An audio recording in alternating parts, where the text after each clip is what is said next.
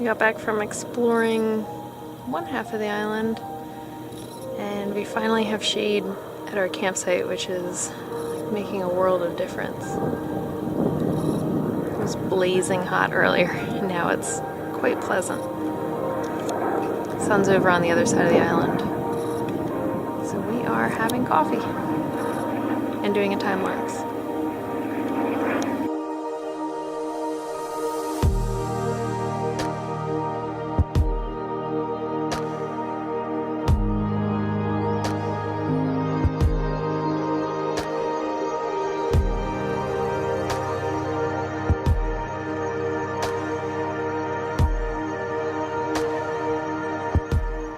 One of my favorite parts about camping is watching the process as the light changes throughout the day.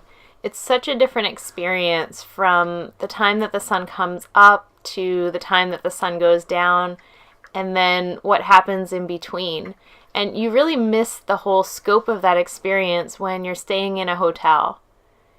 Even though this campsite is called Sunrise Campsite, it was a pretty impressive sunset as the light played off the mountains and the bay.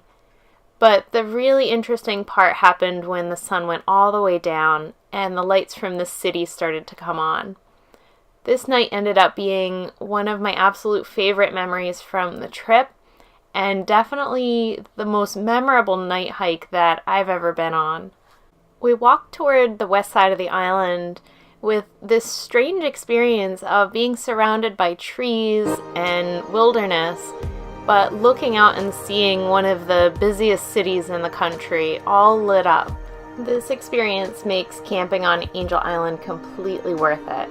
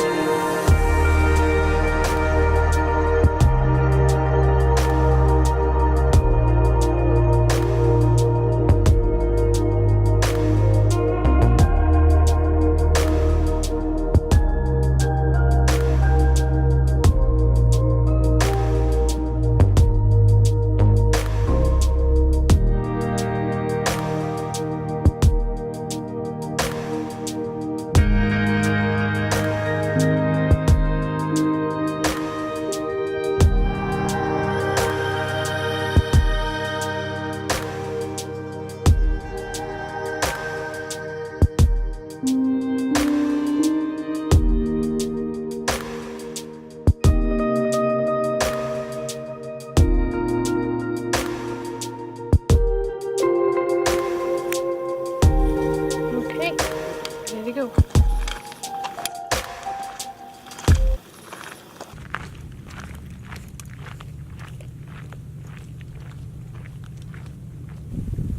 We're gonna go hike up to the top of Mount Livermore, which we almost got up to last night.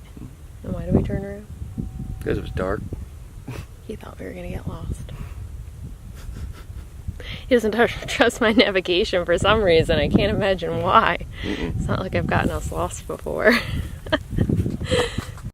And action. Am I going that way? Yes.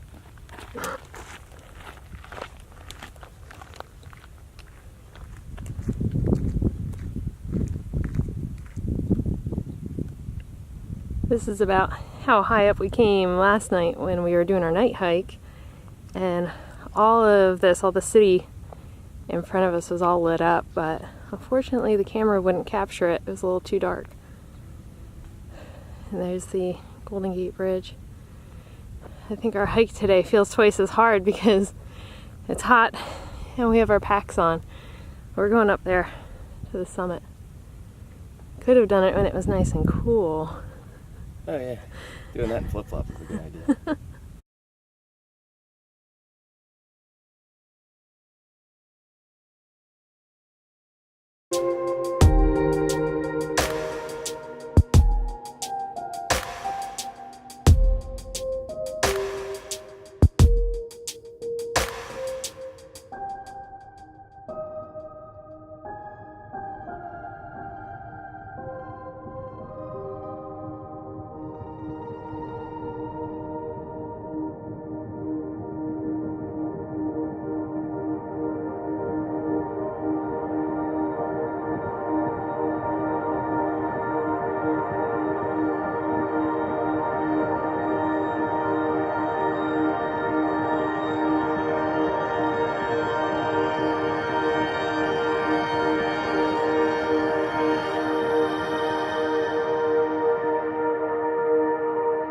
we got back down to the cove, we found out that there was a little cafe there, so we grabbed some lunch because we're always happy to get food after we've been in the backcountry for a little while.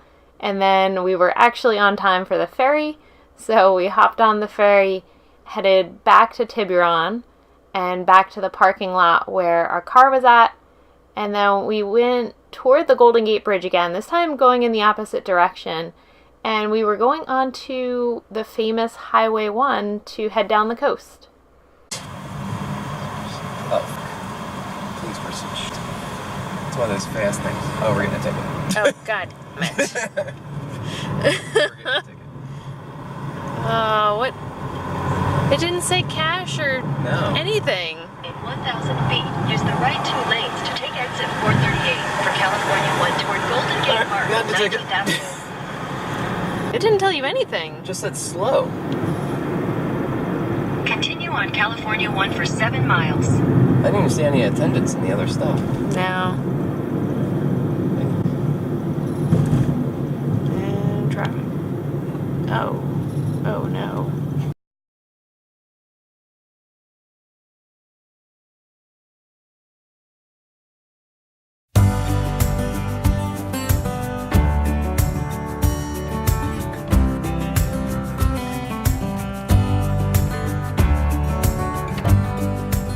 The next stop on our trip was a camping resort called Costanoa, located just off Highway 1. And even though staying at a resort isn't our normal way when we're on a trip like this, it became almost impossible to find a campsite at this time. So we ended up finding these little tent cabins that we could stay in, and it ended up being pretty fun. Patrick is happy. We're right across from the bathrooms and the sauna and the showers. And here are the tent cabins. Pretty cool. There's a lot of them. We are in 17. That one's nice, kind of tucked away back there.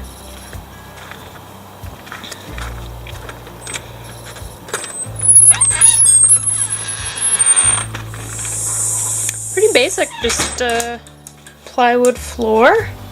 Yep, there's a little general store. We got a 6-pack. And it's like 2x4s and canvas. And there's a bed. The neat thing is that the bed has heated mattress pad and a little table. So yeah, it's a step up from us sleeping on the ground last night. And a good view out there. Very cute little village of tent cabins.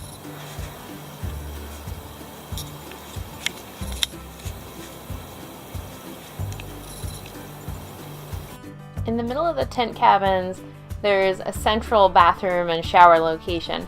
The showers are right in the front, and they're actually outdoor showers, so the top of the shower is open. And that was a fun experience. You feel like you're showering outside, but the good thing was they had hot water.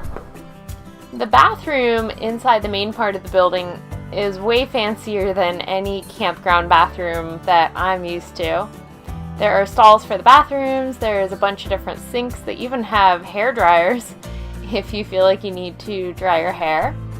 And then as you go out the back of the bathroom, this is where they have the sauna. And later on that night, we definitely made use of the sauna. In front of the sauna, there is a fireplace that's built into the building. They provide wood for you, there's little fire starters, and there's some nice Adirondack chairs. And this was great because it was pretty chilly at night.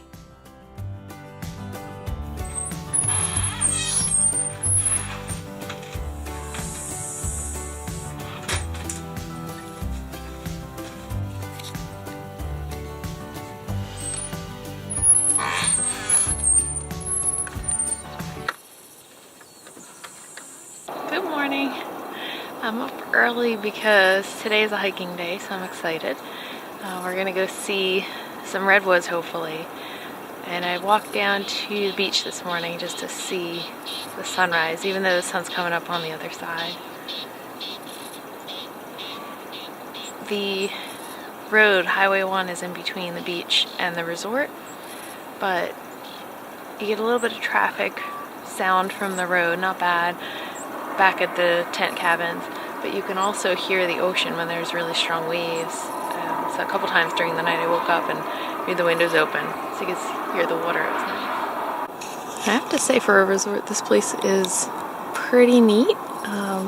These little cabins over here actually really look like tiny houses. They could be tiny houses. And the tent cabins, you can almost see them. They're kind of all the way in the back there. But these are the RV loops up here. There's an Airstream and all different types of RVs, different sizes. For a resort, it really has a lot of character. And then there's the water right there.